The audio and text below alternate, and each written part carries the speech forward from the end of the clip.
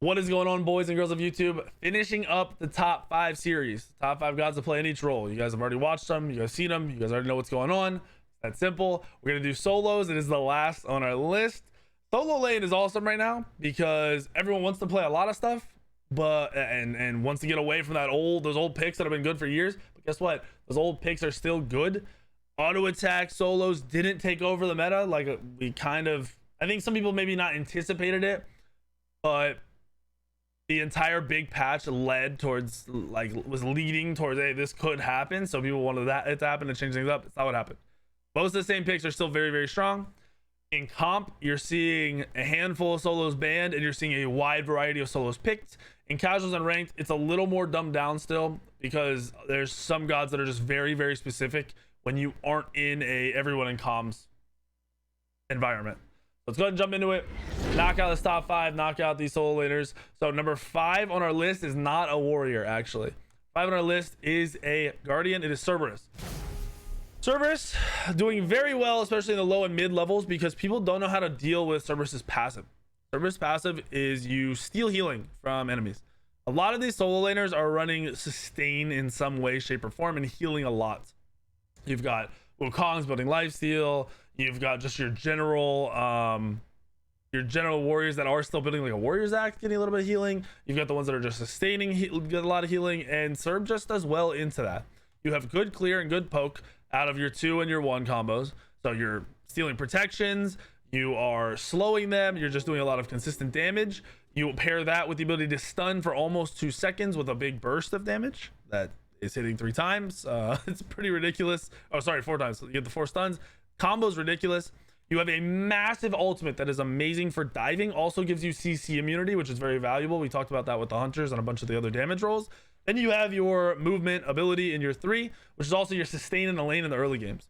As long as you're warding while you are using this in the early game, warding to make sure you know where the jungler is so you aren't getting ganked every time you leap, you will do very well. You're also pairing a magical solo laner with what's usually a physical jungler, which makes killing that solo laner, ganks on that solo laner, become immensely easier for your jungler and honestly for you to get the kill, because that solo laner is more than likely either going to have no defense, which you see a lot, or going to have physical or magical defense to deal with you. That makes the jungler do a lot more damage. If the solo laner decides, hey, he wants to go physical to deal with the jungler, guess what? You do a lot more damage. So having that mix of magical, physical damage really buffs how much you can get done in that small window you have of ganking a solo laner. It makes it a lot easier to kill him. Cerberus in team fights, I mentioned diving the backline, diving mages and hunters to burn their beads. Super easy when pairing Cerberus with a blink. You can then leap in to chase, leap out. Your 2 has range, so it's super frustrating for people to deal with. You are very tanky when building properly. And then having a massive CC paired with this damage, this kit that can do over 1,000 damage very easily. Short cooldowns when you're full CDR'd out with that blue buff and whatever items you choose to go. Cerb is killing it. It's doing very well. He's not getting locked down by a lot of these warriors that are played in the solo lane. You see Odin and some other picks a lot. Cerb can leap right out of that and deal with it. Cerb's doing fantastic. He's our only guardian actually in the top 5, and he is our number 5. So that's him. Number 4 on the list. Back to the warriors. Cucullin, sadly, to me at least, it's sadly. Cucullin is very simple to play, and I think that's why he is just been in meta and will stay in meta for as long as he possibly can. You build up rage.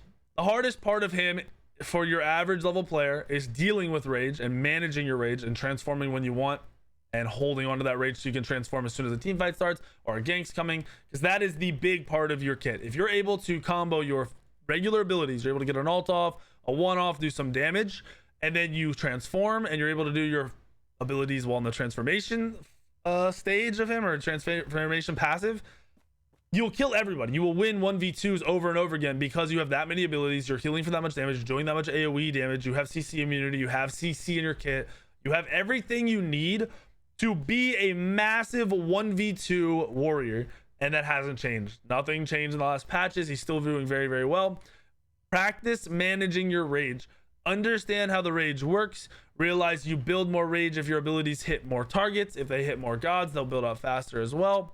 managing your rage in terms of keeping it right at that threshold where you will transform and turn into the raging form is massive. So if you do get ganked, you can decide, hey, I want to transform here, hit that one ability, boom, you transform, you survive or get a double kill. Same thing in team fights. You dive into the backline, you want to make sure you get off that combo, that blink ultimate or the blink ultimate one, and then you transform and kill those people in your transformation, because it is hard to deal with. That is what is core on him. If you're if you're transforming all the time, not paying attention to your rage, not transforming when you need to, and just doing it willy-nilly, probably not the best pick for you. But it is something that is very easy to learn how to do. You literally watch your rage, you keep it under that number, and you go. Throw abilities in an air if you have to keep yourself lower. Keep your 2 up so you can spam that to reduce rage whenever you need to. There's a lot of ways to do it. If you want to watch Fine OK, he's got tons of videos on these solo laners. You'll see him doing it all the time. I played him in the jungle. Go out to my jungle videos, you've seen me do it on that in terms of just learning how to deal with rage. There's lots of options there for Cullen. Kit, very strong. You have healing reduction, which is massive. We talked about that with Cerberus.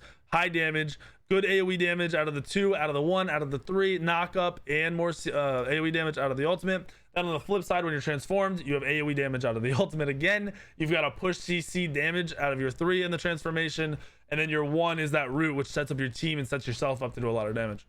Just got a really, really good kit that you can't really argue with. Number 3 on the list is Odin. Odin's back, and I don't know whether I like it, dislike it. I don't know how I feel. It's cool seeing Odin played though. They reduced the cooldown on his 1 and his 2, I believe, so they're a little bit shorter. And when you're max ranked up on top of CDR, you're talking about like a 5-second shield. So a 5-second like 600 HP is pretty ridiculous and very, very hard to deal with. It's more like 6 seconds, I guess, but it's very hard for people to deal with. He has a good setup with his ultimate, really good at killing anybody who's based on healing. There's lots of leaping, non-movement characters being played, like Artemis. You're seeing even there's a lot of healing picks being played. I've seen Raw played a lot. You're seeing Kukulkan played in mid. You're seeing Kali. I mean, Kali's a little bit different, but if Kali leaps, you can lock down a Kali, especially off of a gank. The ring can have a massive impact on a team fight, even with it not being the best ult in the world. Then you've got your 3, which, before we even get into what it does, the threat of the 3 is what really makes you that extra Odin player. You walk around with your 3 triggered, so the enemy knows you can stun them if they get in range, or if they walk up towards you at all and you decide you want to throw it, you're going to stun them and CC them. A lot of the time when you're walking around with your 3, people will just back off. They will avoid you. So you can force your positioning and get a control of an area, or control the entire map, honestly, just by running around with your 3 triggered. 2 and the 1 combo is just insane burst, even when you're full hybrid build or full defense build. I've been bird bobbed by somebody with like 280 protections, and it is not fun to deal with. On top of the passive, you're just getting your movements into your power every time you're getting your stacks, which is just amazing for team fights, amazing for playing the game as a character like Odin. His kit's solid, everything about him. He has CC, has a stun, he has a lockdown, he's got the damage, he's got the short cooldowns now. His laning phase is also pretty solid because of that shield. Keeps you alive anytime there's a gank or anything going on. You can use all that stuff to clear. You're able to kind of poke and be annoying because of that Raven shout. And Odin's doing really well. I've seen him doing very well in the solo. I've seen him doing very well in the jungle. He's kind of popping. He was being played in the SPL at the highest level.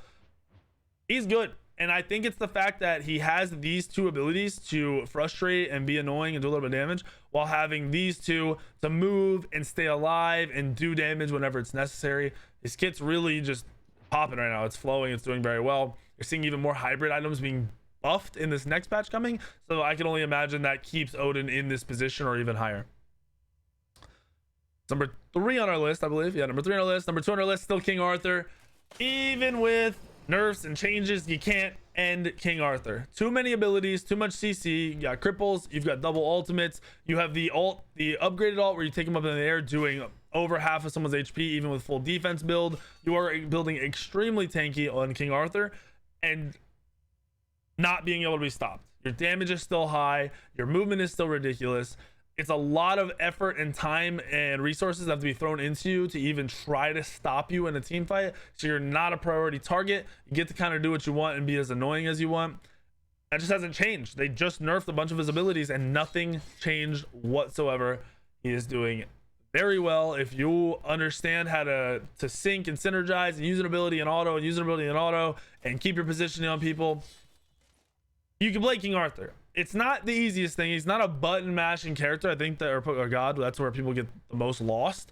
He has synergy in his kit between his abilities, especially with the swapping of stances. Whenever you use one ability, you go to the other stance, gotta use the other ability.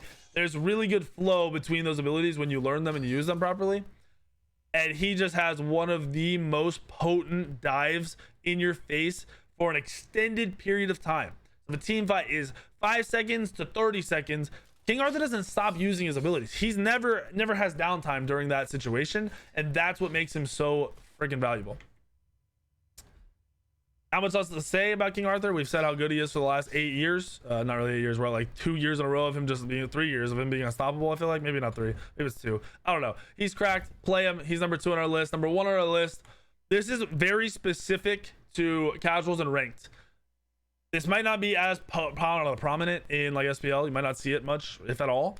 But Wukong is still doing very, very well in casual and ranked. He is the easiest god for you to play because of the way his ultimate works. The fact that you can go up in the air, buy yourself time, heal yourself, CC immunity while going up in the air, and just survive anytime there's a gank. You're basically unkillable unless you full commit and choose to put yourself in a situation to die. You have high CC between a knockup or the stun on the tiger stun ox damage, whichever one you go for. Tiger stun is ridiculous, a 1.4 second stun with as much damage as it does, unstoppable. Then you have an ability that can also be used to run away with that bird form.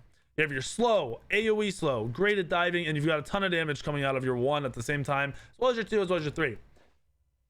With Wukong, you're building tankier, or sorry, you're building more damage based. You're going like Soul Eater lifesteal off the rip as a first item, so it's going to be sustained, give you a lot of poke. That damage style of play only works because of the ultimate, because of the CC immunity into the hey, I'm in the air, you can't even target me and I'm healing type situation. It also allows you to dive a mage and hunter to 0, or a hunter or a jungler. If you stun combo 2-1 somebody, they will be basically dead, if not already dead. Then you can ultimate and land on them and insta kill them, or you can ultimate, buy yourself time, land on them later, kill on them with the rest of your kit, and your team will be in the team fight doing their thing. Sun Wukong is the best pure damage, pure 100 to 0, a squishy target soul laner there is right now, and has been, and I think that's why it's immensely valuable in casuals and in ranked.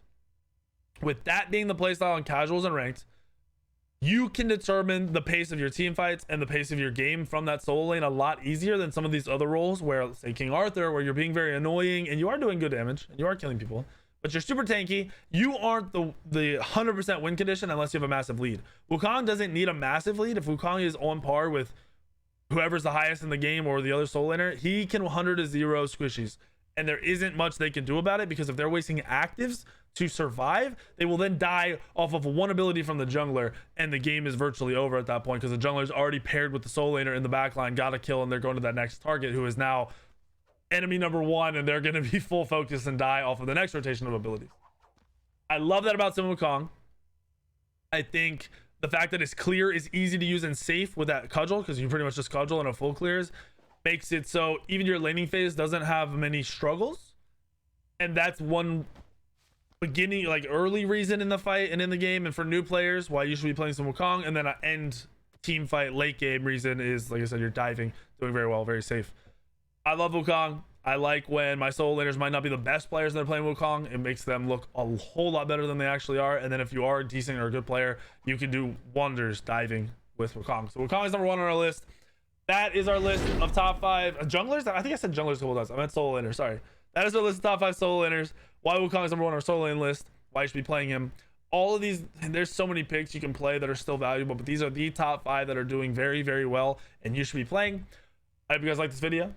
If you do, please hit that like button. Make sure you're subscribed. I know a lot of you guys are not. It takes 2 seconds to hit the subscribe button. I'm going to be pumping out more of these as the meta shifts. And then I'm doing jungle guides and a bunch of learning and teaching, and honestly into the fun content as well. I'm going to be doing some of the guess your ranks and stuff coming up. So hope you guys like that content. Please hit the subscribe button.